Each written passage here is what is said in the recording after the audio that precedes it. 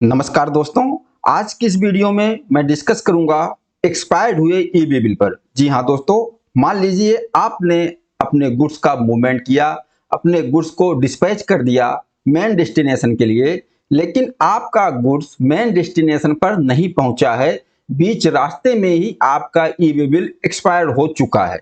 हाँ, एक्सपायर होने से पहले आप ई-वे बिल की वैलिडिटी को एक्सटेंड कर सकते हो, लेकिन आप नहीं कर पाए, एक्सटेंड नहीं कर पाए और आपका ई-वे बिल एक्सपायर हो गया। फिर उस केस में दोस्तों आप किस तरीके से अपने गुड्स का मूवमेंट कर पाओगे, किस तरीके से अपने गुड्स को आगे लेकर जाओगे मेन डेस्टिनेशन तक, क्योंकि आपका ई-वे बिल तो एक्सपायर हो चुका है। दोस्तों, क्या इसके लिए कोई लीगल रास्ता है जिसके द्वारा हम एक्सपायर हुए ई-वे बिल के साथ अपने ट्रक को आगे ले जा सकते हैं?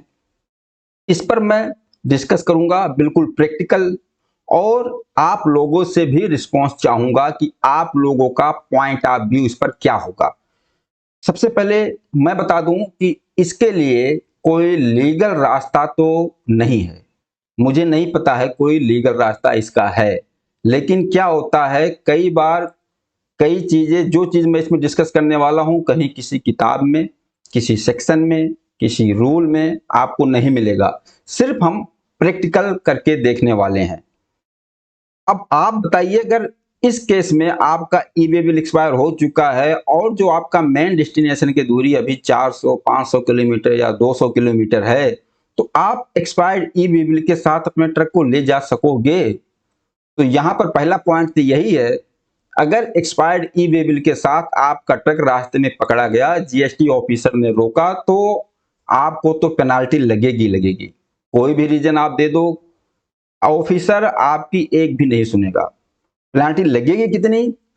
आपके टैक्स इनवॉइस पर जितना टैक्स लगा हुआ होगा, मान लीजिए 10,000 टैक्स लगा हुआ आपके इनवॉइस पर, तो सीधा आपको 20,000 भरना पड़ेगा अगर एक्सपायर्ड ई-वे बिल पकड़ा गया आपका तो। अब रास्ता क्या है इसका? अगर ऐसा केस हमारे सामने आता है तो एक बार हमको ये नहीं समझ में आता कि अब हम क्या करें, क्या रास्ता है। पहला रास्ता, आप एक्सपायर्ड ई-वे बिल के साथ जाओ और इतना समझ लो कि अगर रास्ते में ट्रक पकड़ा गया तो आपको टैक्स भरना पड़ेगा, पेनाल्टी भरनी पड़ेगी।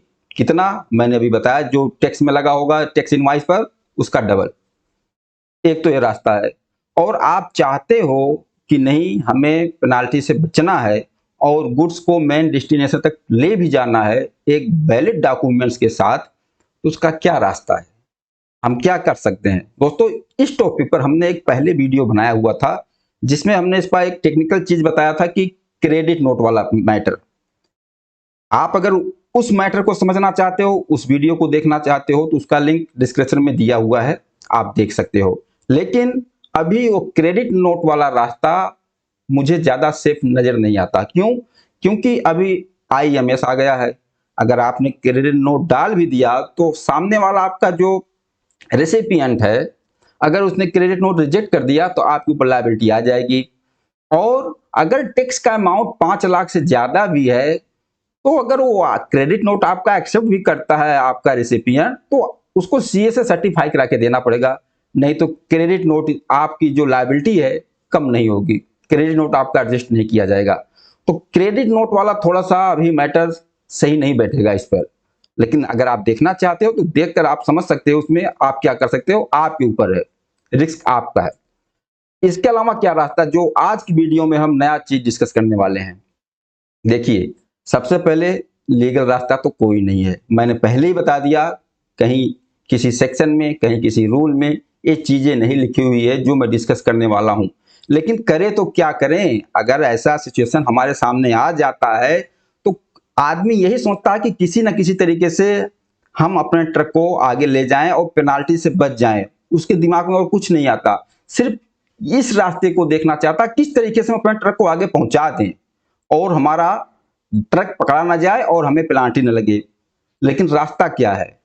अब रास्ते तो हैं, लेकिन रिस्क आपका है। अभी मैं सब कुछ डिस्कस करूंगा डिटेल में, उसका इफेक्ट क्या होगा, उसका साइड इफेक्ट क्या होगा, क्या हो सकता है। लेकिन हाँ, एक बात तो है कि आपका ट्रक पहुंच जाएगा मेन डेस्टिनेशन पर एक वैलिड डॉक्यूमेंट्स के साथ और रास्ते में ट्रक आपका रुकेगा नहीं, कोई पेनाल्टी नहीं लगेगी, ये तो हो जाएगा 100%। लेकिन उसके बाद क्या हो सकता है उसको भी समझना जरूरी है। लोग करते क्या है, देखिए मैं जो बता रहा हूं मैं ऐसा नहीं बोल रहा हूं कि आपको ऐसा करना चाहिए, सिर्फ मैं एक अपना पॉइंट ऑफ व्यू रख रहा हूं कि अगर ऐसा सिचुएशन आपके सामने आता है तो रास्ता क्या है। कोई लीगल रास्ता तो कोई दिख नहीं रहा है, लेकिन आपको ट्रक को आगे ले जाना है, या तो ले जाओ एक्सपायरी बिल के साथ, पकड़ा जाता है तो आप पेनाल्टी टैक्स भर दो, नहीं तो अगर उससे बचना है तो कुछ ना कुछ आप करोगे और वो भी उसका भी कुछ ना कुछ इफेक्ट आपको बाद में मिलेगा।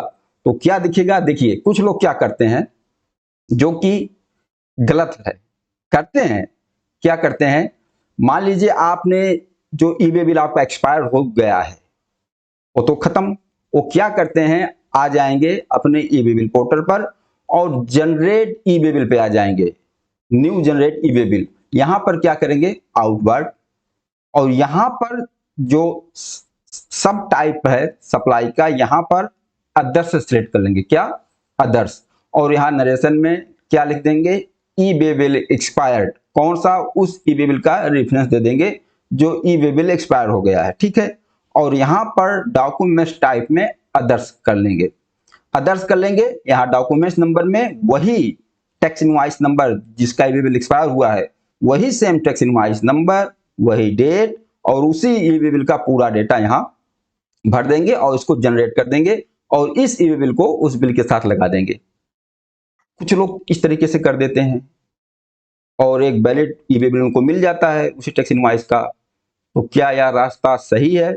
मेरे हिसाब से यह रास्ता बहुत ही खतरनाक है। हाँ, एक बार के लिए आपका गाड़ी निकल जाएगा, मेन डेस्टिनेशन पहुंच जाएगा, लेकिन ये चीजें आगे चलकर आप इसमें फंस जाओगे। क्यों? आपसे एक गलती तो हो गई, ई वे बिल आपका एक्सपायर हो गया, ठीक है अलग बात है, लेकिन आप यहाँ दूसरी बड़ी गलती 420 वाले क्या कर रहे हो कि एक टैक्स इनवॉइस का आप दो ई वे बिल कैसे बना सकते हो, टैक्स इनवॉइस एक डॉक्यूमेंट एक, तो उसका दो ई वे बिल कैसे बनेगा?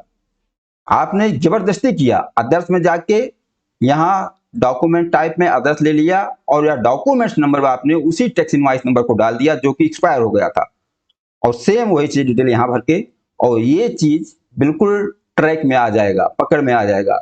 आप इसका जवाब नहीं दे पाओगे कि एक टैक्स इनवॉइस का आपने दो ई वे बिल कैसे बनाया। रेगुलर में तो आप बना नहीं सकते क्योंकि वही सेम नंबर मैच होगा, तो रेगुलर में दोबारा ई वे बिल तो उसका जनरेट हो नहीं सकता। तो आपने यहाँ अपना दिमाग लगाकर अदर्स में जाकर दूसरा बना दिया ई वे बिल सेम उसी ट्रक। ये रास्ता तो बिल्कुल गलत है क्योंकि आपने यहाँ 420 वाला काम कर दिया, एक टैक्स इनवॉइस का दो ई वे बिल बना दिया, ये तो बिल्कुल गलत है। लेकिन कुछ लोग कर जाते हैं, इसको कर भी जाते हैं और अपना ट्रक को डिस्पैच भी कर देते हैं, आगे बढ़ा देते हैं, कर जाते हैं। आगे क्या होगा उनको पता होगा इसको क्या करना है, क्योंकि वो ये बोल रहे हैं कि हमने यहाँ रेफरेंस में दिख दिया है ई वे बिल एक्सपायर हो गया और पुराने के रेफरेंस में हमने ये नया बना दिया उसी टैक्स इनवॉइस, जो कि वैलिड कोई जवाब नहीं है, इसमें आप फंसोगे। एक रास्ता तो ये है, मैं नहीं बोल रहा हूं कि आपको ऐसा करना है, सिर्फ रास्ते डिस्कस कर रहा हूं कि लोग क्या कर सकते हैं। एक रास्ता जो आपके सामने ये बताया अदर्स वाला, एक तो ये हो गया, लेकिन इसमें भी रिस्क है, इसमें भी रिस्क है कि आपने एक ही डॉक्यूमेंट्स का दो बिल बना दिया, ओके, और इस ई बिल के साथ आपका गुड्स आगे जा सकता है, ठीक है। और दूसरा क्या रास्ता है जो मुझे भी थोड़ा प्रैक्टिकल लगता है, क्या, लेकिन उसमें भी आपका रिस्क रहेगा, आगे आपको जवाब देना है। एक बार के लिए आपका ट्रक वैलिड डॉक्यूमेंट्स के साथ जा रहा है, लेकिन फ्यूचर में क्या होगा उसका भी आपको जवाब रखना है। क्या, मान लीजिए जो ई वे बिल आपका एक्सपायर हुआ और आपने उस टैक्स इनवॉइस को बना रखा है जिस डेट में, टैली में आपने ये टैक्स इनवॉइस बनाया और ई इनवॉइस हुआ और वो इनवॉइस आपके जीएसटी पोर्टल पर पहुंच गया, ई इनवॉइस भी जनरेट हो गया है और जीएसटी R1 में भी पहुंच गया है और 24 घंटा हो चुका है, तो आप ई इनवॉइस को भी कैंसिल नहीं कर सकते हो, वो ई इनवॉइस पर रिकॉर्ड है। लेकिन अब आपके पास रास्ता तो है नहीं, आपको कुछ ना कुछ टेक्निक तो करनी ही है कि अपने माल को आगे ले जाने के लिए आप क्या कर सकते हो, टैली से या जो भी आपका अकाउंटिंग सॉफ्टवेयर है वहां से उस बिल को आप कैंसिल कर दो। आपने अपने बुक्स ऑफ अकाउंट से यानी कि टैली से जब उस बिल को कैंसिल कर दिया तो आपके किताब में, आपके टैली में वो लायबिलिटी खत्म, उसकी जो आपने कैंसिल मारा उसका सब कुछ खत्म। ऐसा माना जाएगा कि आपने सेल नहीं किया, बराबर हो गया।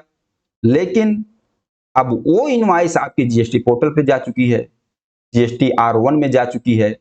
तो अपने बुक्स ऑफ अकाउंट के टैक्स को और जीएसटी R1 के टैक्स को मैच करने के लिए आप सीधा अपने जीएसटी R1 में आइए और अपने जो आपने B2B सप्लाई की है, जिसको आपने माल सेल किया, उसकी डिटेल ओपन कीजिए इस तरीके से, जो आपका इनवॉइस की डिटेल ओपन हो जाएगी, डॉक्यूमेंट्स वाइज डिटेल, और यहाँ पर आपका इनवॉइस नंबर, डेट सब कुछ दिख जाएगा।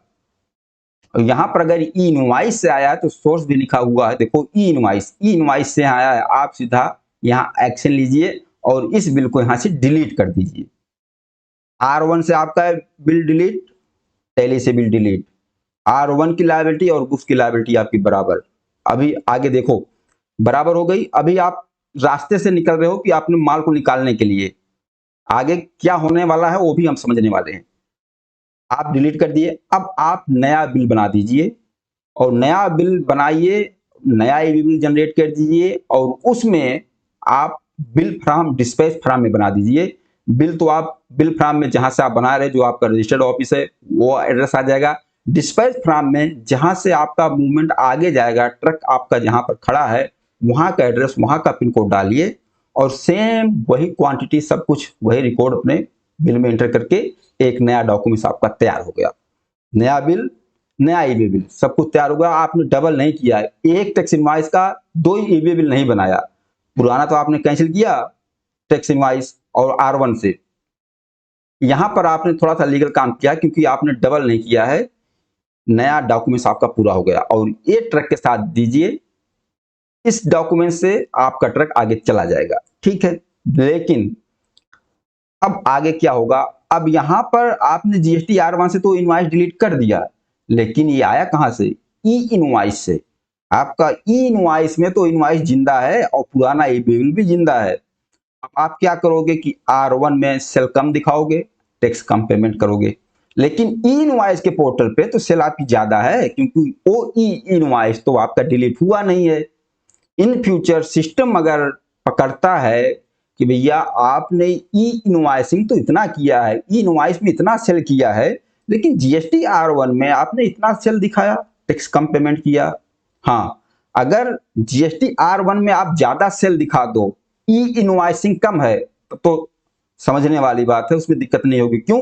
क्योंकि आपने B2C मान लीजिए सेल किया तो B2C का ई इनवॉइस नहीं हुआ, लेकिन आपने R1 में सेल दिखाया, R1 में ज्यादा सेल दिखाया, ई इनवॉइस में कम हो गया। लेकिन यहां क्या हो रहा है कि ई इनवॉइस में तो ज्यादा आपने ई इनवॉइसिंग किया, आपने बनाया, लेकिन आप जीएसटी R1 में कम क्यों दिखा रहे हो?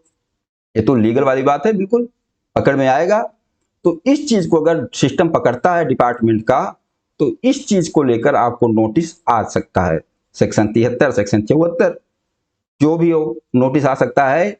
सो कॉज नोटिस आ सकता है कि भैया आपकी ई इनवॉइस आपने इतने का जनरेट किया, इतना टैक्स की लायबिलिटी बनती है आपकी, लेकिन जीएसटी R1 में आपने इतना सेल दिखाया है, इतनी लायबिलिटी आपने पेमेंट किया है, क्यों, क्या डिफरेंस है, क्या मैटर है इसका? तो आपको इसका जवाब देना होगा और इसके जवाब के लिए आप जब ये एक्शन लोगे, टैली का बिल कैंसिल करोगे, R1 का डिलीट करोगे और जहां पर आपका ट्रक खड़ा हुआ है, किस रीजन से आपका ई बिल एक्सपायर हो गया, आपके पास जो वैलिड रीजन है उसका एक डॉक्यूमेंट तैयार करके अपने ट्रांसपोर्ट से लेटर पैड पे लिखवा करके सब कुछ रख लेना। जिससे देखिए आपने कोई गलत नहीं किया है, आपने कोई टैक्स की चोरी नहीं किया है, आपका जो मकसद टैक्स की चोरी करना नहीं है, आप फंस चुके थे, आपके पास कोई रास्ता नहीं था, आपने एक्शन लिया। तो अगर इस तरीके से आपको नोटिस आएगी तो आप जवाब देना कि हमने इस तरीके से सर किया है, मेरा बिल एक्सपायर हो चुका था और हमने ये एक्शन ले लिया है और सेम ये डिफरेंस है, ये प्रूफ है। अब आगे ऑफिसर डिपार्टमेंट आपकी बात से कितना सहमत है, आपकी बात को समझता है या नहीं समझता है, आपसे टैक्स भरवाता है, वो तो फ्यूचर में ही पता चलेगा। अगर पकड़ा गया तो नोटिस का जवाब इस तरीके से आपको देना पड़ेगा, नोटिस आएगा। अगर नहीं क्वेरी आती है, नहीं पकड़े जाते हो तो अलग बात है, लेकिन रिस्क है, आप अपने रिस्क पे एक काम करोगे। तो दोस्तों ई वे बिल एक्सपायर होने के बाद आप क्या क्या स्टेप ले सकते हो, कोई लीगल रास्ता तो है नहीं। जो चीजें मैंने बताई आपसे डिस्कस की, ये डिलीट डिलीट करने वाला या अदर्स वाला, दोनों पे ही रिस्क है, दोनों पे ही रिस्क है और आप अपने रिस्क पे काम करोगे। इतना रिस्क आपको लेना ही पड़ेगा, नहीं तो आप एक्सपायर रिव्यूबल के साथ गुड्स को ले जाओ और रास्ते में पेनाल्टी और टैक्स भर दो। एक रास्ता तो है सिंपल, खत्म। और दूसरा, अगर आप बचना चाहते हो और ये एक्शन लेते हो तो ये वाला रिस्क आपके सामने है, क्योंकि ये चीजें कहीं कुछ हमें बताई नहीं कि आप ऐसे से कर सकते हो। आपने अपना रास्ता खुद निकाला और उस रास्ते से आप चल पड़े। तो दोस्तों, आप लोगों का क्या पॉइंट ऑफ व्यू है और क्या रास्ता है आपके दिमाग में? अगर आपका एवेबल एक्सपायर हो गया तो किस तरीके से आप एक वैलिड डॉक्यूमेंट्स के साथ अपने गुड्स का मूवमेंट आगे करोगे? या तो उसी एक्सपायरी बिल के साथ जाओ, जो रास्ते में होगा देखा जाएगा, पकड़ा जाएगा, पेनाल्टी भरो, टैक्स भरो, या उससे बचने के लिए जो मैंने आप लोगों के साथ डिस्कस किया ये काम कर सकते हो, या और भी कुछ जो आपका पॉइंट ऑफ व्यू है, आपको क्या लगता है आप क्या कर सकते हो। लेकिन जो चीज बताई, दोनों पे रिस्क है। ऐसा नहीं कि लीगल रास्ता आपने कर लिया, आप हमेशा के लिए फ्री हो गए। इन फ्यूचर जरूर इस पे आपसे पूछा जा सकता है, क्योंकि ये सारी चीजें सिस्टम में पकड़ी जा सकती है, क्योंकि सारा रिकॉर्ड ऑनलाइन है। आपका ई इनवॉइस जिंदा है, ई बिल पुराना जिंदा है।